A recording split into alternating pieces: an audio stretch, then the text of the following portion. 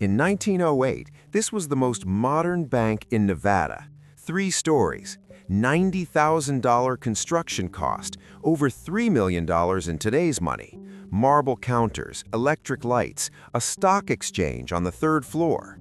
By 1910, just 2 years later, it was bankrupt and abandoned. By 1920, the entire town around it was dead. Population went from 5,000 to essentially 0 in about 15 years. This is Rhyolite, Nevada, the fastest boom and bust in the American West. From nothing to major city, back to nothing in the time it takes to raise a teenager. And here's what makes it even crazier. People literally took their houses with them when they left, dismantled buildings board by board, and moved entire structures to other towns. Before we dive in, drop a comment. Could you imagine your entire hometown disappearing in 15 years? Just gone? Tell me yes or no right now. Summer 1904.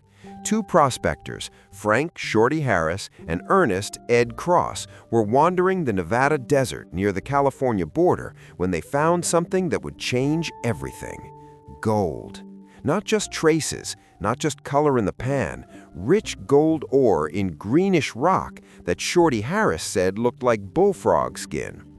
Harris predicted this would be a banner camp of Nevada.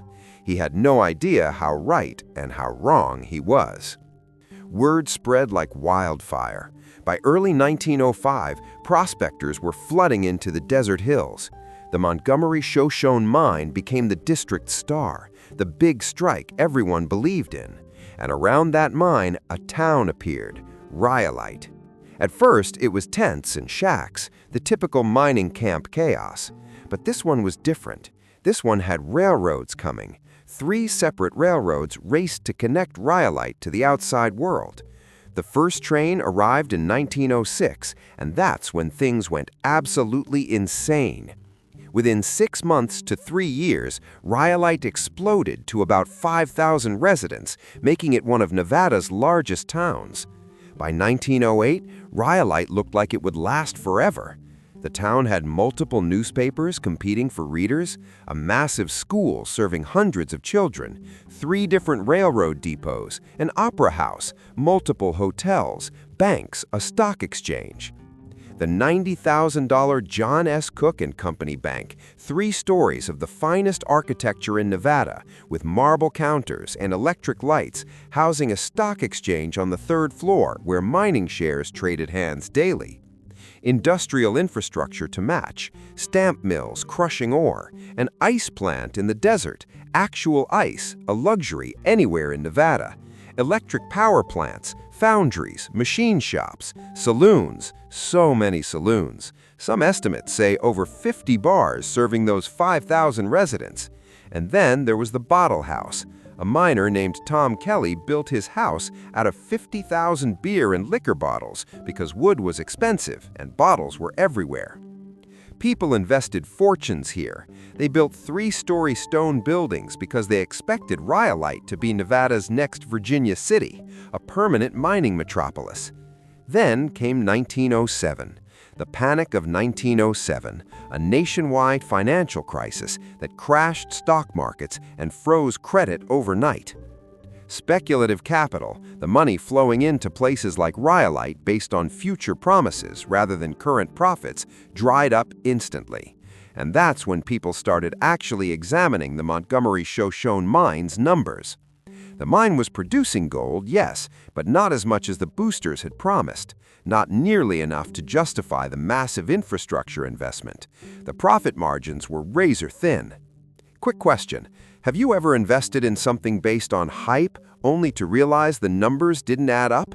Drop a yes or no in the comments. No judgment. By 1910, the main mill's output had dropped sharply.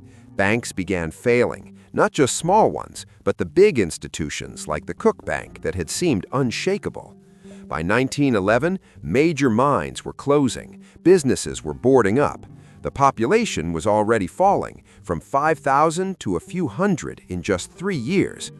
The last bank closed in 1910. The post office hung on until 1913. The last train left in 1914. Electricity was cut off around 1914, 1916. Here's where Rhyolite's story gets really strange. People didn't just leave their buildings behind. They took them apart and moved them. The Miners' Union Hall moved to nearby Beatty. The school roof salvaged and reused. Bar fixtures, doors, windows, everything portable was stripped and repurposed in towns that survived. Rhyolite was literally cannibalized to feed other communities. By the 1920s and 30s, population had dropped to maybe a dozen people, diehards, scavengers, and those too stubborn or poor to leave. The grand three-story buildings, the bank, the depot, the school, slowly dissolved back into the desert. Windows broke, roofs collapsed, walls crumbled. What Rhyolite's residents didn't take with them, tourists eventually stole. Souvenir hunters, vandals, collectors who wanted a piece of the famous ghost town that had existed for barely 15 years. Today, Rhyolite is one of the most photographed ghost towns in America and one of the most accessible, sitting just outside Death Valley National Park. The John S. Cook and Company Bank still stands, 3 stories of crumbling grandeur, a monument to misplaced confidence. The bottle house still glitters in the sun, 50,000 bottles holding together after a century. Rhyolite is a perfect capsule of American boom and bust culture. Build big, believe the hype, invest everything, and when it fails, move on and cannibalize what's left. 15 years, that's all it took, from first gold strike in 1904 to essentially dead by 1920. Faster than a generation, faster than a mortgage.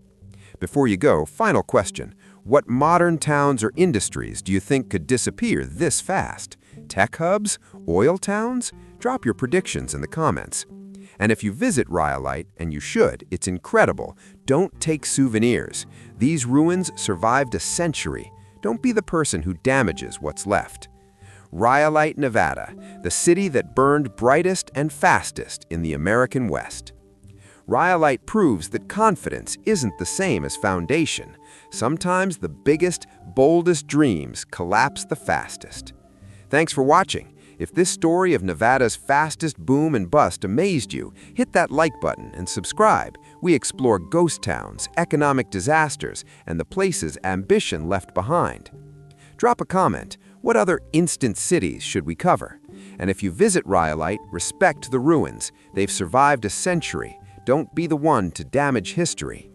Until next time, remember, 15 years can build a city, and 15 years can erase it.